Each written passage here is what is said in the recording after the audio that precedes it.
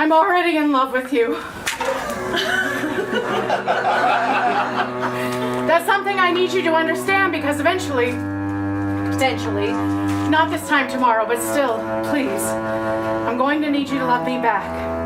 I don't need for it to be madly or for it to hurt, or how I've been told loving someone can feel like some sort of revenge. But I won't accept anything short of quite a bit. No matter what hasn't happened between us yet, stranger, what might. We owe this much to each other, so let's get out of our own ways. Now, I am not interested in conversations about what's beautiful. The fucking sunsets and wonders and moments of reunion and old lives can, as far as we're concerned, take a very long walk. I've spent too long with other people's ideas of concerning disappointment. And as one does, if given the time, I have grown honest. And disappointment, I found, isn't a way of life, but merely more proof of how silly and serious we can be about needing things. Which is only to say that I am, in fact, exactly what I look like on the internet. I have found my most unflattering angles. I do not do any of the practical tricks. So, take comfort in not having to suppress any looks on that day, on that shining day when we finally meet. And really, this is for me, because the ability to read someone can be a bit of a curse when you yourself aren't what you thought you might one day look like, or have held on too long to the idea that you are still growing into something. Anyway, we don't need to talk about that so much.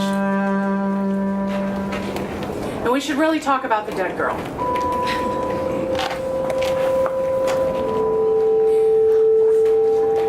There's a dead girl inside, which makes it terminal, what I've got. Not permanently or forever, not yet. More like perpetually. Chronic, maybe that. But there's a dead girl inside, which can make it sometimes, let's say, difficult to do things like live.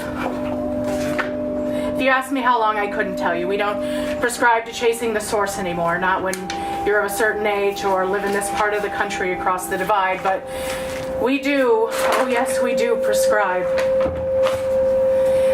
There's a dead girl inside, so even though I'm writing you now, writing you up, there's a part that's really under and down deeper than it seems, where the live things still eat the dead things, where it feels like history and the future are still blissfully at war. They have teeth, the live ones, and of all the things, hundreds and hundreds of very sharp and pointy legs. There's the dead girl inside, and she lives at the bottom of everything, but she walks around up here where you can see her, where she has the room to roam.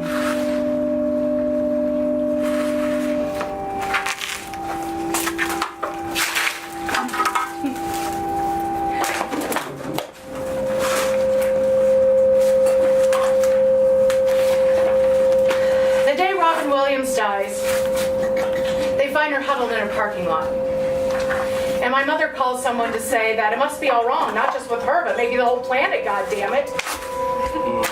Lack of the right kind of air and vitamin D. Maybe the sun, like we all knew was coming, was finally making its very slow but deliberate run for it. Were that the case, though, I don't think the cold would get to her much, considering. When my mother and this someone talk, they dance around the subject of Robin's suicide because for some reason there's genuine concern that diving in headlong might just break them both. And nothing like the death of a celebrity to make one feel like you were all on a first name basis. There's a dead girl inside and she's a wanderer. And she's shaggy and she's unwashed. And she talks to the shaggy, unwashed dog on its leash, charging her beat-to-shit cell phone, the price she never stops winning, against some building after trying to lie her way into maybe 100 from some poor soul of the minimum class, doomed to work on that sad and miserable day. guess it's not fair of me to toll out any blame, for she too was doomed to be sad and miserable and to chain smoke and to talk to the dog. After what else? All she ever wanted to be was dead.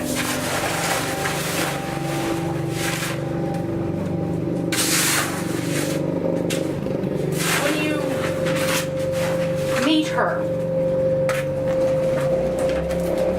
when you hear her, you won't believe me that she's dead, not the way she hides it.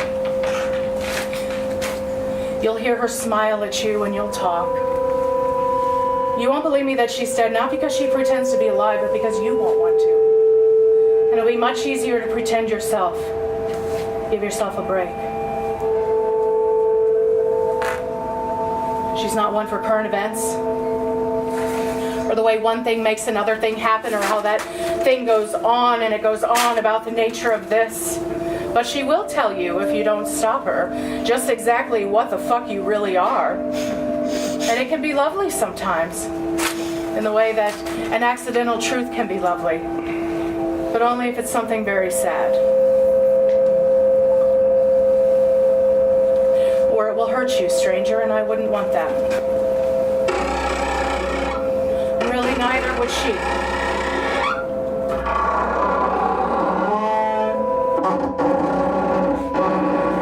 You should know about the noise and the noises and the difference that I don't see between noises and sound. How the difference between a scream and a screamer has something to do with joy, but only if you're very far away and it sounds like something else. She's a rambler. And a thief, and she doesn't quite know why she did it or what she's doing, which is only to say, as you might have already guessed it, that she is a liar. So when they tangle what she's done with what she says, well, the only thing left to do is to scream.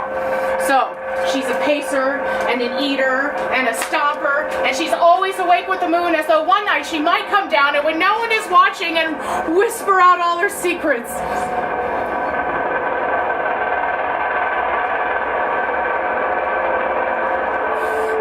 Dead girl inside, stranger, and I love you. And I love you.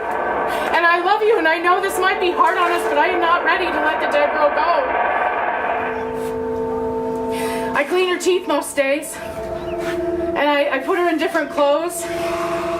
And I brush a comb through her hair. And I watch her smoke, and she writes letters, sometimes to God. Some days I find I really miss her, even though I know she's inside and I'm down there really far and she's up here stomping and screaming and telling people just who the fuck they really are. And I let the dog do what dogs were probably meant to do if we weren't so set on making them more.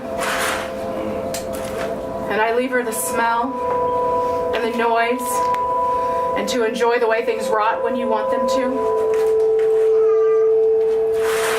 And it doesn't have to be unfortunate. There doesn't have to be shame or regret or sadness or conversations about what could be or what in the world or the world or cancer or God or how we'll probably never find a cure for either of them. We don't have to about any of it.